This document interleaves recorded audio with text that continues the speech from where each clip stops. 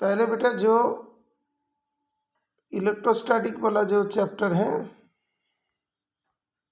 Electrostatic में that is electric charge and field, और electrostatic potential and capacitance, current, electricity, ये दोनों मिला के 16 मार्क्स का है।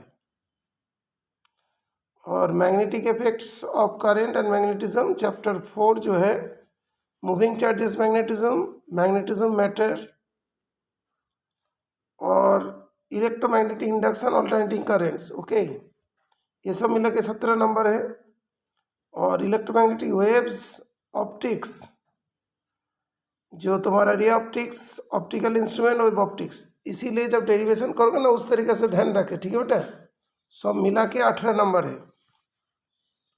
और डुअल नेचर, रेडिएशन, जो लास्ट के 3 चैप्टर है ना, दैट इज जो एटम्स, न्यूक्लियर, ये मिला के 12। लेकिन एक चीज़ अकेला चैप्टर है, इलेक्ट्रॉनिक डिवाइसेस, चैप्टर 14, वो 7 मार्क्स का है अकेला। तो हम लोग को देखते हैं कि जो मान लो जिन लोग मिनिमम की तरफ ध्यान देते हैं, तो चैप्टर 14, चैप्टर 13, चैप्टर 12 एंड जो डुअल नेचर, ये थोड़ा हल्का चैप्टर होता है, ठीक है ना। इसमें एक दूसरे में ज़्यादा लिंकेज नहीं है, तो ये सब चैप्टर थोड़ा आसान वाला है। और इसमें देखोगे जैसे रे ऑप्टिक्स, वेव ऑप्टिक्स, उसके साथ इलेक्ट्रोमैग्नेटिक वेव्स भी है, सब मिला के 18 नंबर का है, ठीक है ना। फिर और जो पॉइंट्स है उसको थोड़ा जरूर ध्यान रखें, इलेक्ट्रिक चार्ज। ओके, तो हो सकता है कभी इलेक्ट्रिक चार्ज का ही डेफिनेशन दे दें। जो सिलेबस में जितना पॉइंट्स है वो अच्छे से ध्यान रखें। Electric charge, conservation of charge, Coulomb's law, force between 2 point charges, forces between multiple charges, superposition principle, continuous charge distribution, electric field due to point charge. तो ये देखो, electric field due to point charge, यहाँ से derivations, electric field lines, electric dipole, electric field due to dipole, torque on a dipole in uniform field, important derivations के अंदर, electric flux, flux का definition, statements of Gauss theorem, applications to find that is field due to infinitely long straight wire. इसमें जितना derivation दिया उसको पहले कर लेना। Uniformly charge in spherical shell, inside outside का, ठीक है। उसके बाद इलेक्ट्रोस्टैटिक पोटेंशियल में इलेक्ट्रिक पोटेंशियल, पोटेंशियल डिफरेंस, यहाँ से potential due to point charge, ये dipole and a system of charges, equipotential surface, electrical potential energy of a system of 2 point charges and of electric dipole of an electric field. इसके बाद जो जो चीज़ें तुम लोग थोड़ा कम करे हो उसमें देखो, conductor, insulator, free charge bound inside a conductor, dielectric, electric polarization, ये वाला टॉपिक है।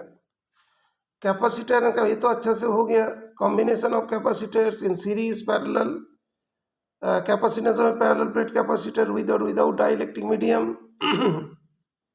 Energy stored in a capacitor, इसमें लिखा है नो डेरिवेशन, फॉर्मूला ओनली, ठीक है बेटा।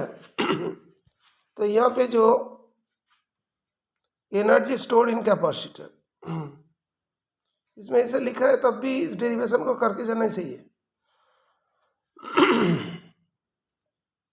इसके बाद करंट, इलेक्ट्रिसिटी में, मतलब पूरे चैप्टर से चैप्टर 2 में कोई डेरिवेशन नहीं है, ऐसा कहीं नहीं लिखा कि पूरा चैप्टर्स का, वो तो लिखा है no derivation, formula only, because उससे पहले कॉमा था।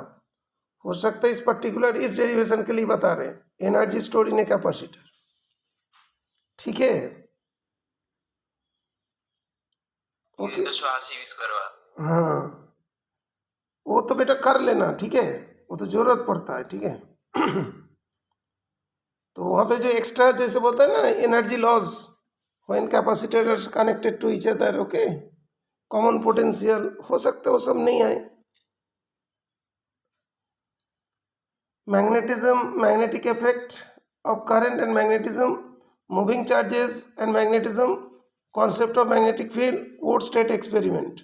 मान लो ये देख, ये जो लिखा है ना वोट स्टेट एक्सपेरिमेंट, ये मान लो आ गया, ये तो सिलेबस में है ना. तो एक्सपेरिमेंट को थोड़ा ध्यान रखें. वोट स्टेट एक्सपेरिमेंट क्या था? बाइट सेवर लॉ एंड इस application, current carrying loop, Ampere law, its application to infinite long straight wire. एक इसका एम्पियर लॉ का दैट इज स्टेट सोलिनॉइड. उसमें भी देख लिखा है qualitative treatment only. Qualitative treatment मतलब उसमें एप्लीकेशन ऑफ फॉर्मूला हुआ, तभी डेरिवेशन करके रखना, नहीं तो फॉर्मूला भी याद तो याद नहीं रहता. Force on a moving charge in uniform magnetic and electric field. ये वाला देखो, force on A current carrying conductor in uniform magnetic field, force between two parallel conductors, जहाँ पे एम्पियर का डेफिनेशन होती है.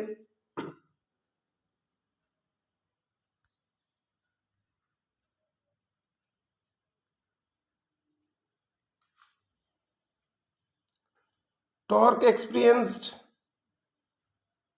by current loop in a uniform magnetic field, current loop as a magnetic dipole moment, moving coil galvanometer, current sensitivity, conversion, ये सारी important चीज़ें हैं.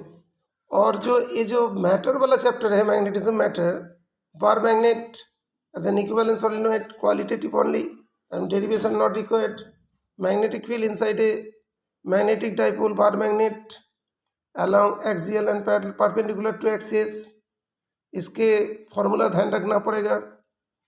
Torque ये वाला बहुत सारे बच्चे ने नहीं किए. Torque on A magnetic dipole bar magnet in a uniform magnetic field, इसमें भी क्वालिटेटिव ट्रीटमेंट दे दिया ना बेटा.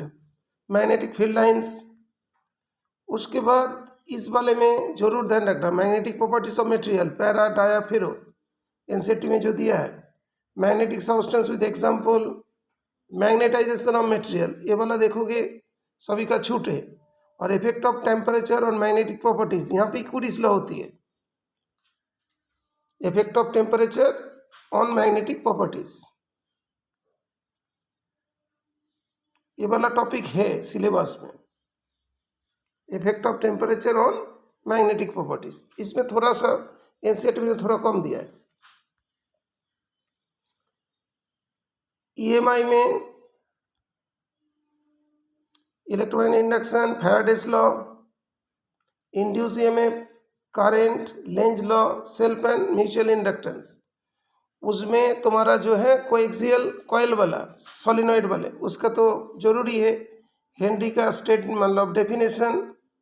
ना ऑल्टरनेटिंग करंट के अंडर में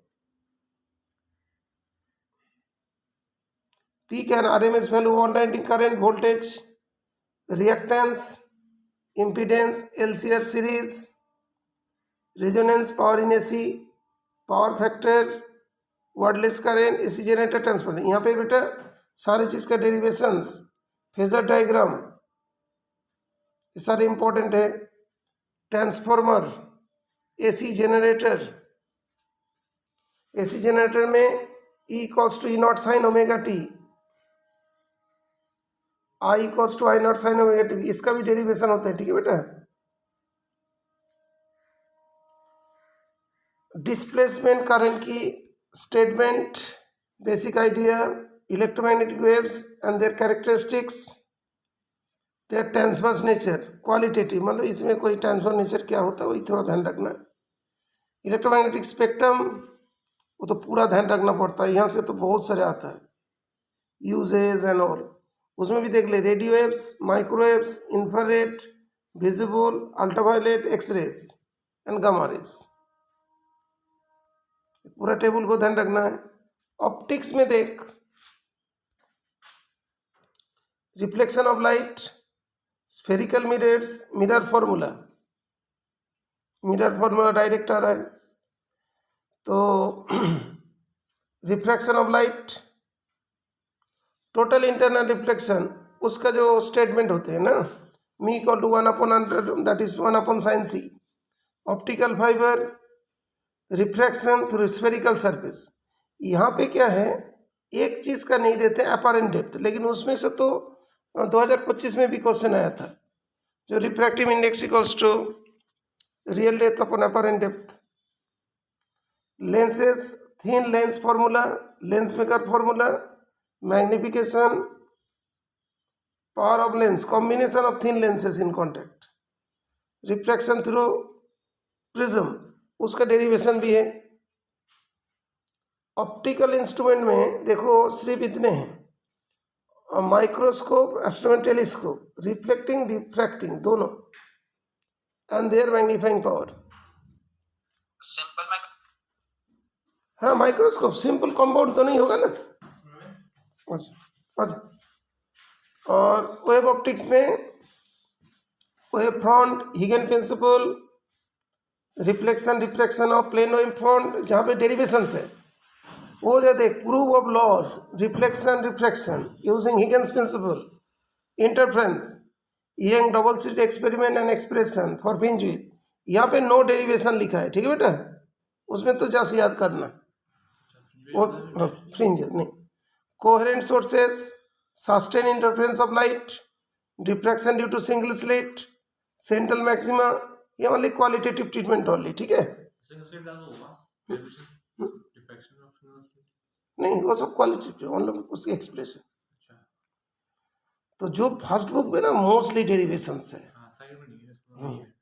और डुअल नेचर में, उसमें तो dual nature of radiation, photoelectric effect, Hertz and Lenard observation. Lenard observation ना, लीनार्ड ऑब्जर्वेशन जो है वो वाला देखना, किसी किसी को नहीं आता है तो उसको थोड़ा ध्यान रखें। Einstein photoelectric equation, particle nature of light, experimental study of photoelectric effect, वो जितनी ग्राफ वगैरह सब, matter waves, de Broglie's relation. Atom nuclei में देख, उसमें alpha particles scattering experiment, Rutherford model, Bohr's model, radius of nth orbit, velocity energy nth orbit, hydrogen line spectra, qualitative treatment only. That means यहाँ पे भी derivations की ज़्यादा जरूरत नहीं है, ओके। लेकिन क्या होता है कि बेटा करके रख देना, मतलब हाँ। तो कंपोजिशन जो न्यूक्लियाई का कंपोजिशन है, size of nucleus, nuclear force, mass energy relation, mass defect, binding energy per nucleon, इसमें जो graph, nuclear fission and fusion, इसका बहुत सारे बच्चे छोड़ देते हैं फ्यूजन को, इसको पक्का पढ़े। ऐसे नहीं कि ओनली मान लो तुम डेरिवेशन करके चला गया तो हो जाएंगे, ऐसे नहीं, 2 ही डेरिवेशन आएगा, 2 और 3 मैक्सिमम। सेमीकंडक्टर अकेला 7 नंबर का है, उसके हर पॉइंट को ध्यान रखें। हाँ वो अकेला चैप्टर है जहाँ पे सिर्फ वो होता है, बाकी सारे 3-3, 4-4 चैप्टर मिलके मार्क्स होते हैं, कहीं से भी कितने भी आ जाए। लेकिन सेमीकंडक्टर अकेला 7 नंबर का, उसमें देख पहले एनर्जी बैंड्स इन कंडक्टर, और ठीक है, उसके बाद semiconductor insulator, qualitative, that is ideas only, intensive extensive semiconductor, P N N type, P N junction, semiconductor diode, okay. फिर आई वी कैरेक्टरिस्टिक्स, वो कैरेक्टरिस्टिक्स का जो ग्राफ होती है, करंट और नहीं, करंट और वोल्टेज का, एक नी वोल्टेज, एक Zener voltage, okay, reverse breakdown voltage, वो वाला ग्राफ।